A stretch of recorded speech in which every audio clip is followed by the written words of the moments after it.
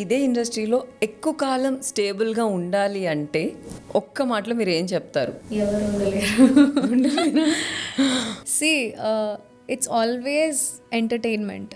Almost నేను ఇండస్ట్రీకి వచ్చి 10 years పైన అవుతుంది. I started with movies but nobody remembers me through that. నేను అది మానేసి మూవీస్ చేశాక I came to serial. But serial నన్ను నిలబెట్టింది. I respect who's ever is given me work. నేను సినిమా చేసింది కూడా నాకు బ్యాడ్ అయింది అని చెప్పలేను, బికాస్ అది నాకు తెలుగు నేర్పించింది.